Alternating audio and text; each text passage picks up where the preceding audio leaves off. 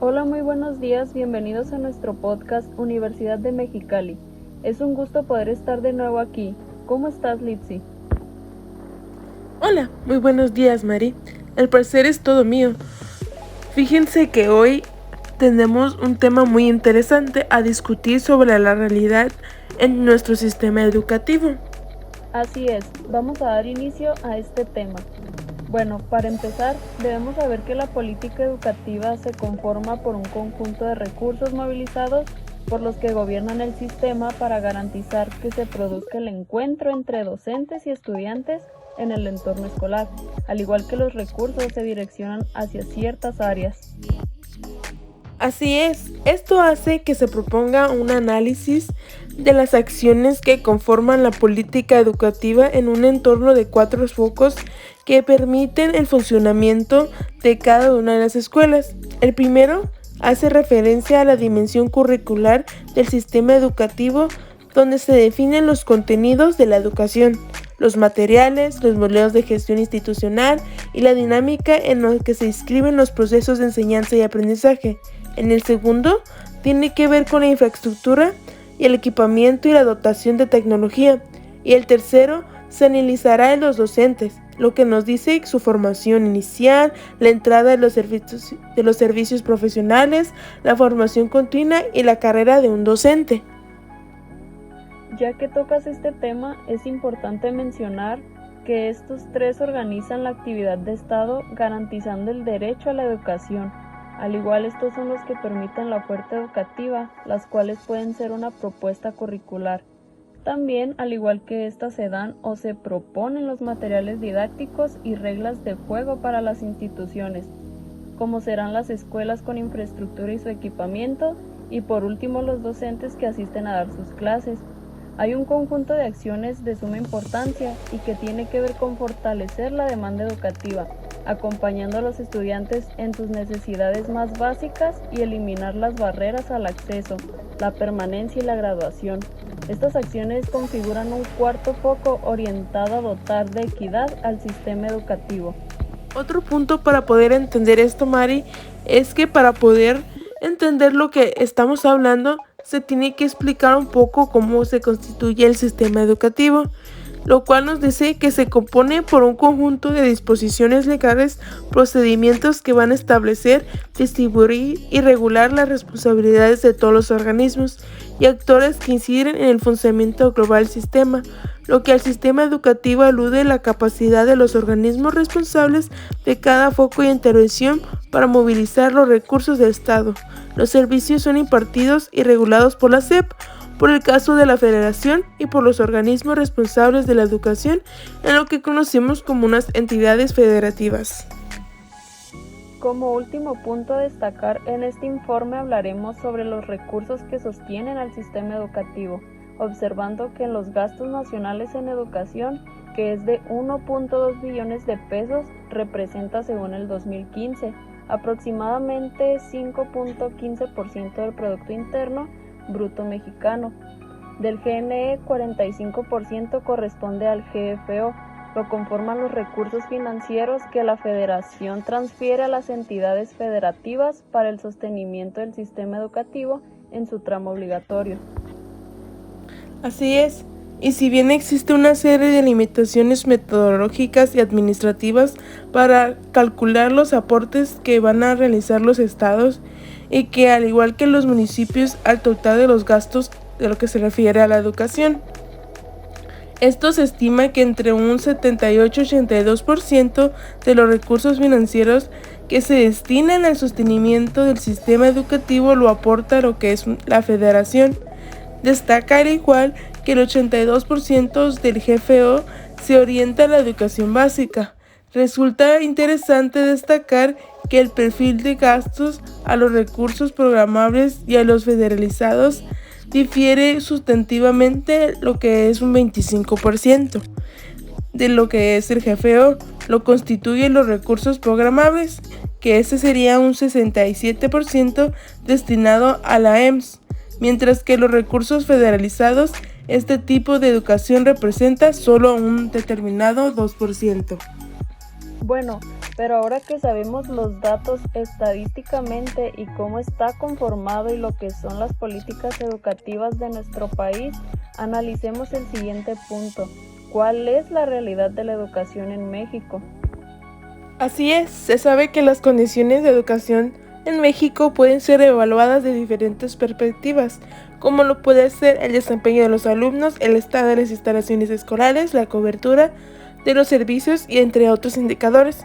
Pero igual se toma en cuenta las oportunidades de crecimiento de los 300 millones de alumnos que actualmente cursan la educación obligatoria, que depende de la adquisición de los conocimientos y el desarrollo de las habilidades adecuadas a las actividades productivas del país, que a su vez estas se encuentran vinculadas a las características y a la situación del sistema educativo en conjunto, por lo que nos termina de entender la educación en nuestro país está atravesando por una serie de reformas estructurales que han impulsado algunos cambios positivos, pero sin embargo aún podemos ver un importante rezago en las diversas áreas de la educación. Algo que no sabíamos mucho era que el sistema educativo mexicano es de los más grandes del mundo. Esto implica una serie de retos e implementa estrategias que nos permitan nivelar las condiciones de los componentes del sistema y de una manera cuantitativa. La más reciente del INE arroja los siguientes datos para el inicio del ciclo escolar 2016-2017, donde nos dice que los alumnos cursando la educación obligatoria fueron de 30.909.211.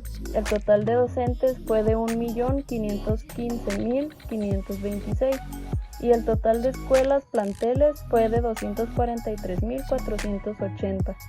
Si estas se comparan con las cifras del 2012 al 2016, muestra un ligero crecimiento en el número de alumnos y docentes para la educación preescolar, la secundaria y también la media superior, pero una importante disminución en los alumnos, en los docentes y también en las escuelas para la educación primaria.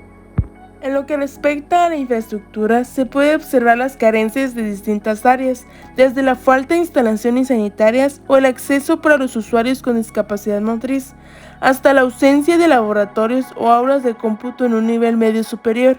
Teniendo esto en mente, se puede realizar un análisis detallado para poder determinar las disparidades y establecer las necesidades de reorganización y redistribución de los recursos del sistema. Y para evaluar el aprendizaje de los alumnos, se lleva a prueba naciones e internacionales en varios niveles que dan la oportunidad de poder observar un panorama general y contrastarlo de las condiciones y logros, ayudando de esta manera el desempeño de políticas orientadas al mejoramiento propio de nuestro sistema. Y si terminamos de analizar esto de manera más profunda, se tienen en cuenta los resultados de la prueba PISA en el 2015, que ubican a México por debajo del promedio de la OCDE y de los demás países participantes en las áreas de ciencias, de matemáticas y también de lectura, lo que nos hace confirmar los resultados del sistema de evaluaciones Planea, donde destacan que las lagunas de aprendizaje de los grados inferiores que a la larga generan trampas educativas y que provocan rezagos cada vez mayores, contribuyendo entre otras cosas al alto grado de deserción escolar en el nivel medio superior, al igual que en los mayores rezagos en el aprendizaje se presentan en comunidades que son pequeñas y aisladas, poblaciones con desventajas económicas, comunidades indígenas y en los alumnos cuyos padres también tienen un menor nivel de escolaridad. En otras palabras, los rezagos educativos están directamente ligados a la desigualdad y al lugar de origen. Como último factor, si tomamos en cuenta el rezago relacionado a la condición económica de los alumnos, en esto sobresale el hecho de que los mayores niveles de aprendizaje se encuentran en aquellos planteles en donde la administración es autónoma. Esta tendencia la podemos ver no solo en México, sino en el resto del mundo. El desempeño de los alumnos se incrementa significativamente en las instituciones educativas donde los directores y los maestros tienen un mayor involucramiento en el desarrollo y gestión de su currículo y en las políticas disciplinarias y evaluativas.